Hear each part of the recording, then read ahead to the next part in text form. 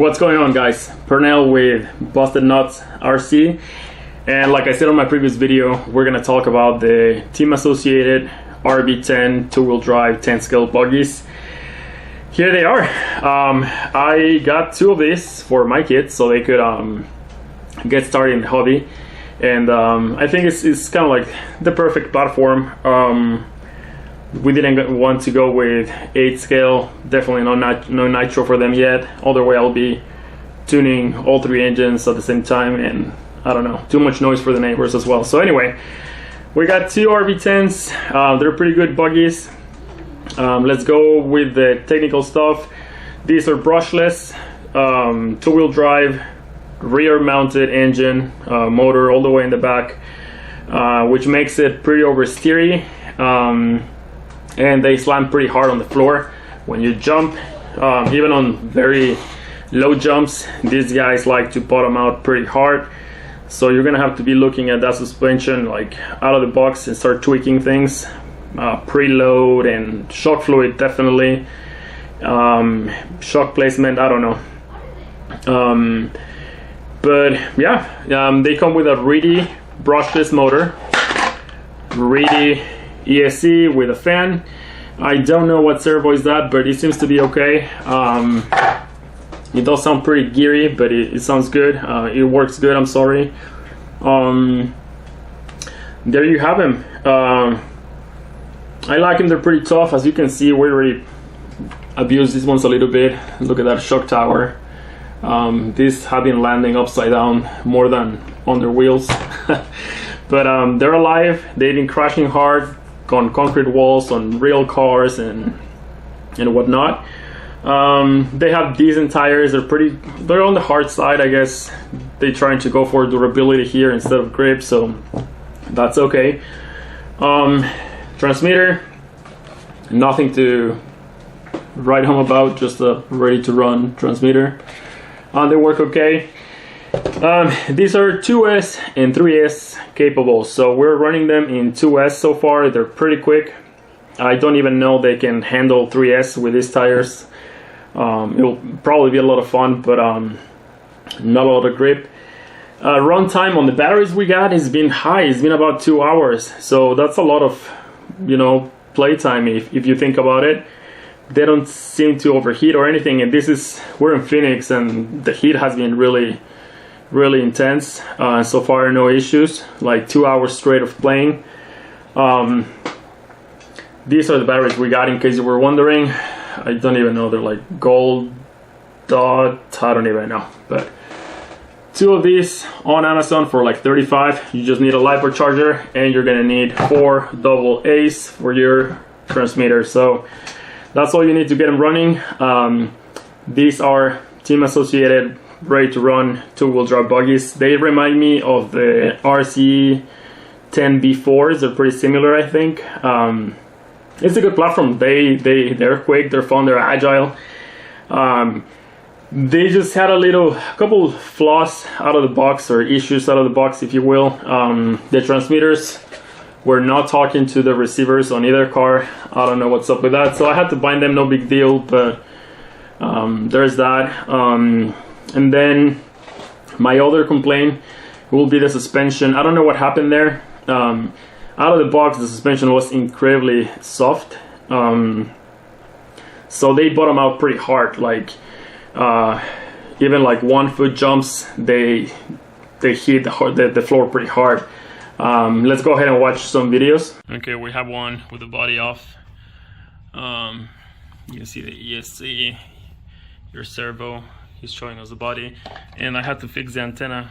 It broke like as soon as I took the body off, because go-kart tires come handy as workstations. So we're gonna put our LiPo batteries on, and we'll go test them. Inside of it. That's it, inside of the body. Like it's metal, but it's actually plastic. Yeah. So,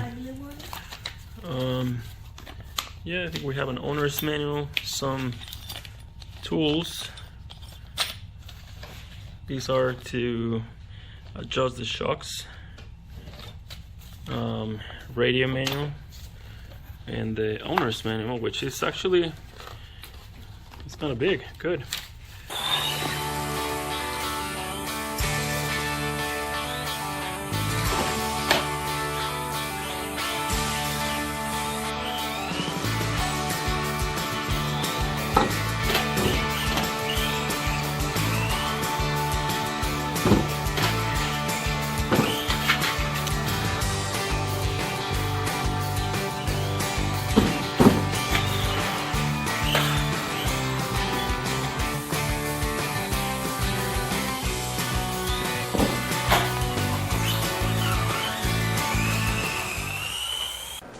So yeah, as you can see, they bottom out. So to resolve this, I went ahead and took the shocks off, and I wanted to kind of like see what fluid was in there. Kind of hard to tell what weight is inside of the shocks, but I wanted to see nevertheless. And to my surprise, all 8 shocks were like filled just halfway. So I don't know what happened there, and that shock oil was pretty thin. So besides the, you know, if you combine the thin oil and the air inside of the shocks, the suspension was just horrible. So I went ahead and filled them up. I actually used 50 weight, kind of a lot for a 10 scale, but they seem to, well, actually this one is done. This one is not done yet. It behaves a lot better than this. It doesn't bottom out as hard. Actually on the regular jumps that we build, it doesn't bottom out anymore. That one still does. So yeah, you're gonna have to tweak that suspension, maybe shock placement, the fluid, and obviously your preload on your shocks to get it where it needs to be.